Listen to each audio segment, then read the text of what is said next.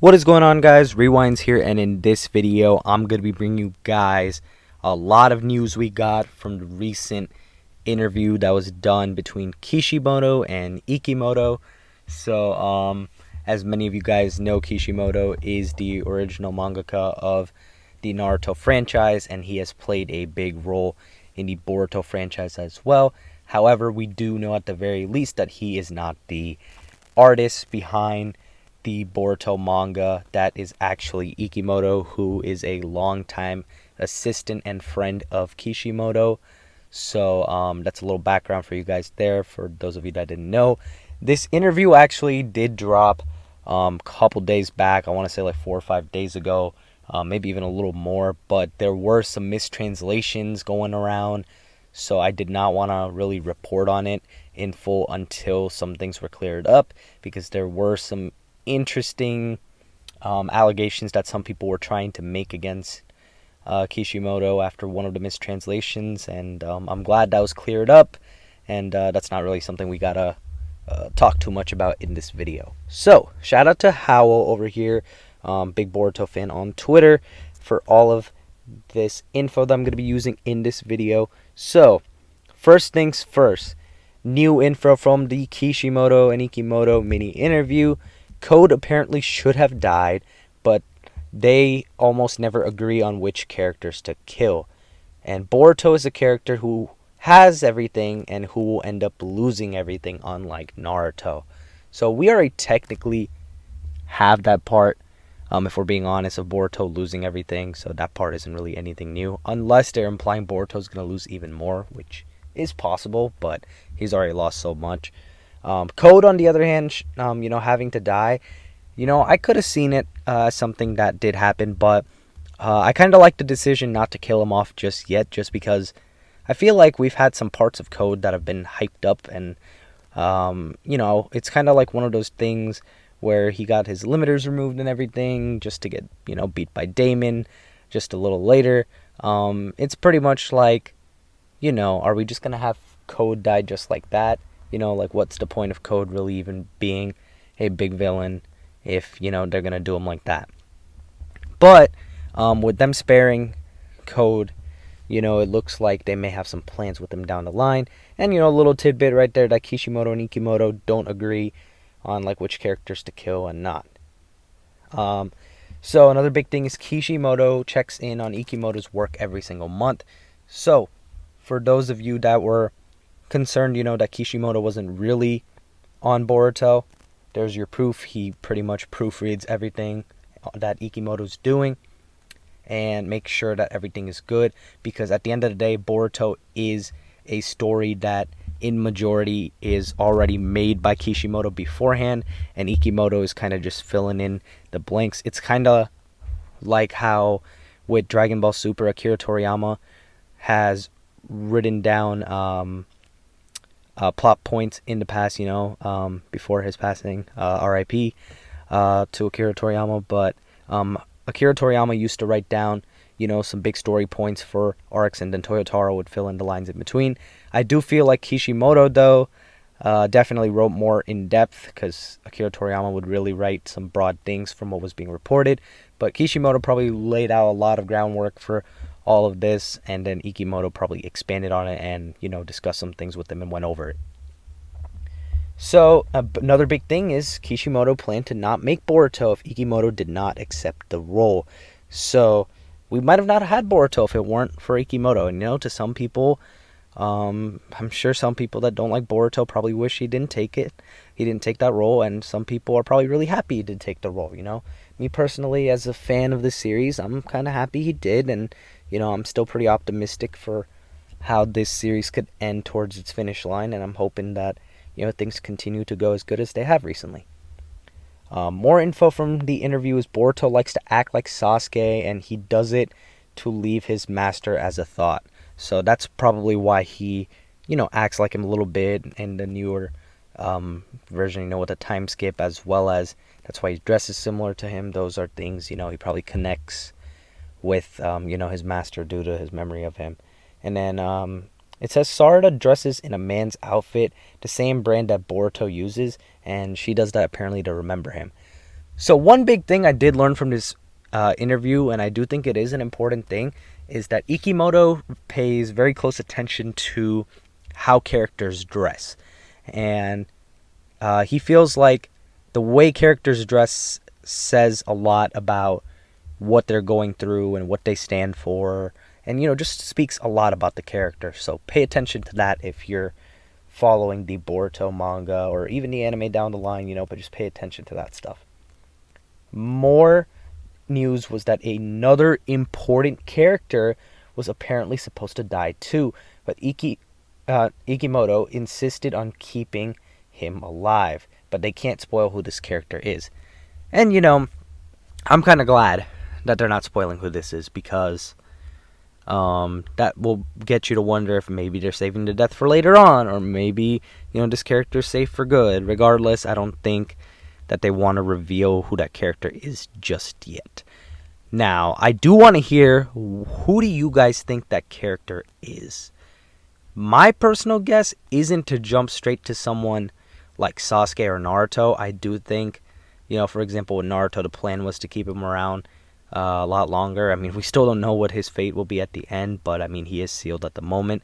And just based off how the start of Boruto was, from the beginning lines, you can tell that Naruto being alive was still in the plans.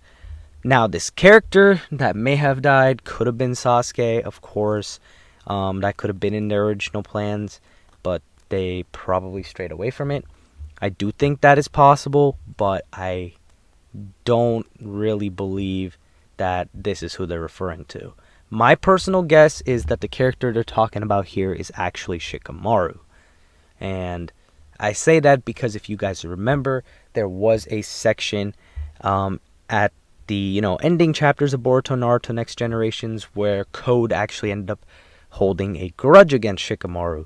So when Code had that plan of when he pulled up and everything to the village, and even though Shikamaru had his own counteraction plan and everything, maybe Shikamaru was supposed to die in that confrontation, potentially. I just think it's more likely a character that's not Naruto and Sasuke, someone major, but someone not so obvious. That's kind of how I'm thinking of it. Moving forward, Kishimoto regrets that he didn't develop Sakura's relationship with her parents like he did with Naruto and Sasuke in the manga. So this is referring back to the original Naruto manga, and I get it where he's coming from. We actually have a Naruto movie, I believe it was Road to Naruto, where we do dive a little bit more into Sakura's life, with her parents and all that.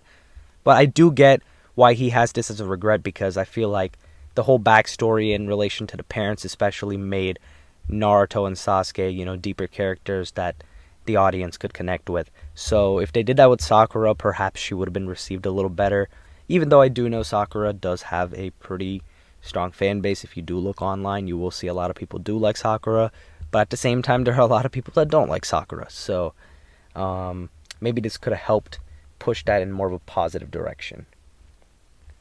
Ikemoto added heels to Kunoichi because he likes that. They're chakra control professionals, and it's the new generation's way to wear. They also have fashion in their world, and each village can have a different fashion like us. And, I like that Ikemoto's, again, emphasizing the clothing, just because the types of clothing is just a very realistic thing to be different. And he's kind of the guy where, clothing speaks, something about a character. So that's kind of what he's really trying to push with a lot of his designs. Boruto really takes care of what he wears and wants to be like Sasuke.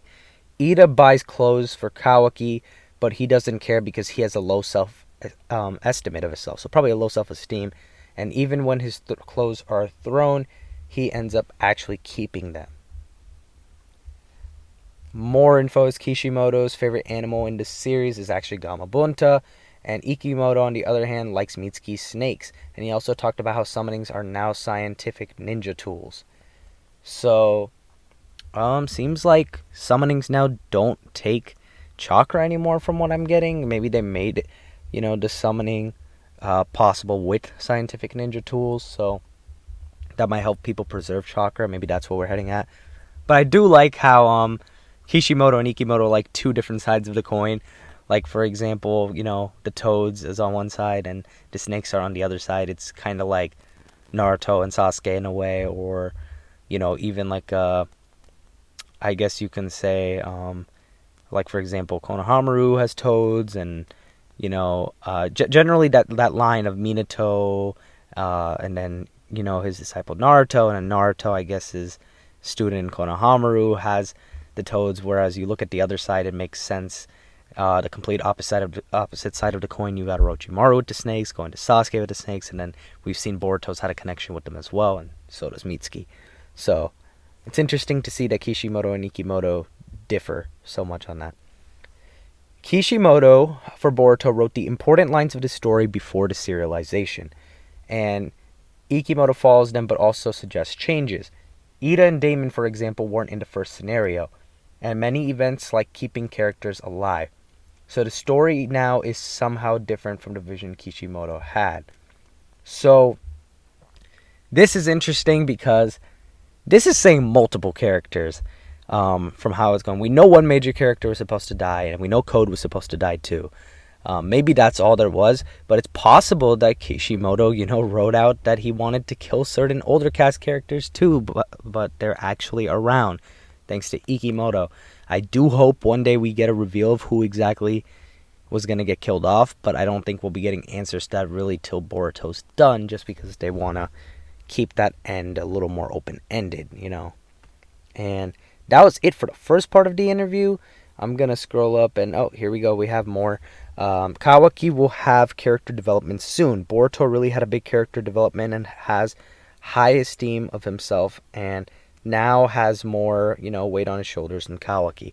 So pretty much talking about how Boruto had a big time skip jump, and now soon that it's time for Kawaki to get that time skip jump eventually. So that's going to be something that's going to be pretty interesting to see, how they end up developing Kawaki down the lines. But let's talk more about this interview, because we do have more stuff, because that was day 1, what I just read to you guys. This is day 2. So Kishimoto says, I wrote the major points of the story draft, which acts as a template for the story. If there are points to modify, we discuss them. Ikemoto creates storyboards every month with ideas in development that surpass my story draft. So Ikemoto takes what Kishimoto gave to the story and tries to go even beyond that, pretty much, is what I'm getting from here.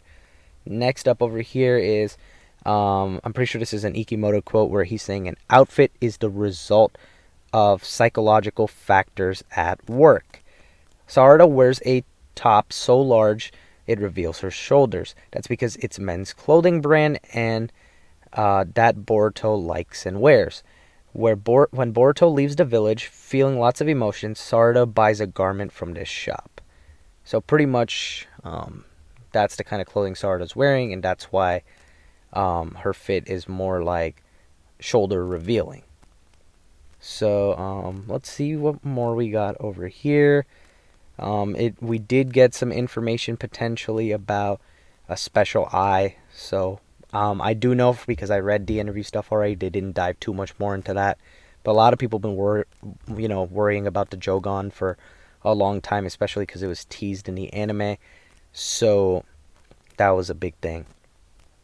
So let's see what else we got.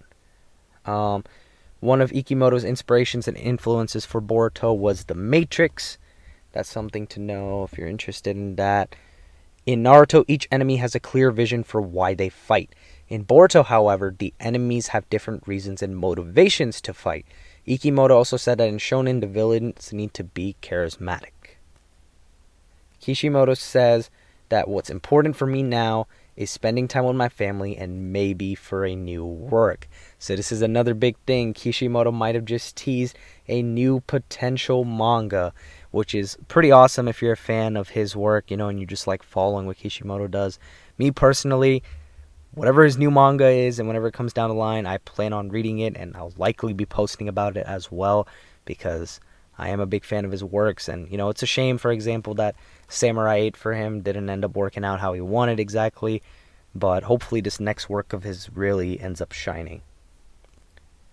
Ikemoto says, maybe one day Boruto will surpass Naruto's level as a hero, and he's saying that, more so in terms of fan recognition overall. Honestly, I don't know about all that, but I do like that he's aspiring high and has a good goal. Definitely the Boruto perception has turned around so much in the last, I want to say, like, year and a half, maybe even 2 years, but especially the last year and a half, since the manga's been on fire. All of Boruto 2 Blue Vortex pretty much has been getting praised, as well as that big ending stretch of, along with that prophecy arc in Boruto, Naruto Next Generation. So, glad to see we've been trending positive and more people are liking that. So the interview did end, kind of abruptly there, but we may have a little bit more. If not, I am going to wrap up the video. But I do believe that there is a little bit more, but that's why I'm double checking.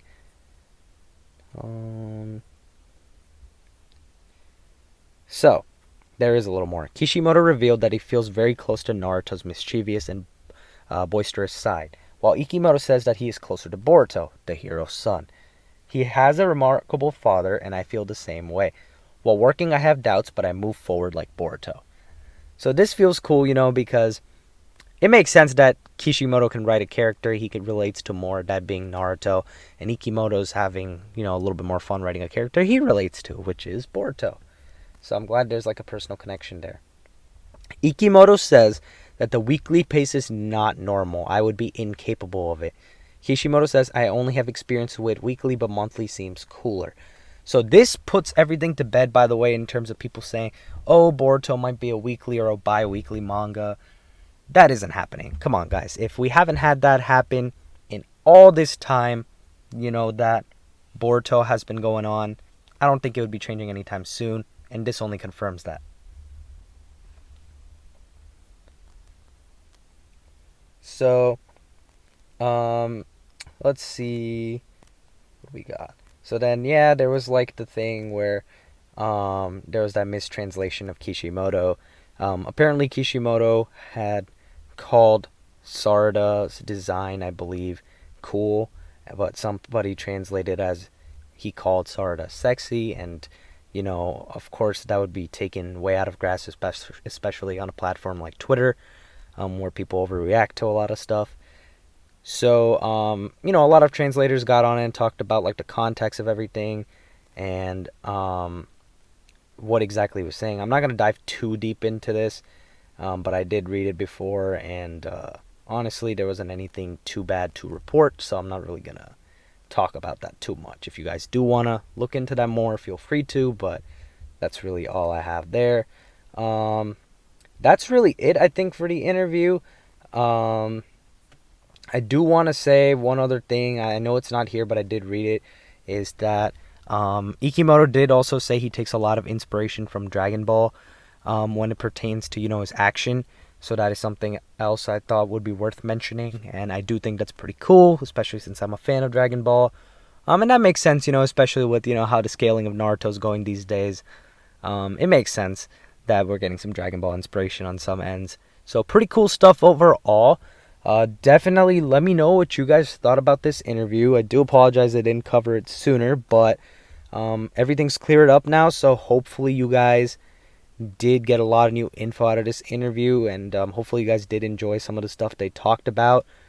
The main takeaways really are plans have been changing, but Kishimoto's very involved. Ikemoto tries to make things better. Kishimoto checks up on the work to make sure it's going smooth.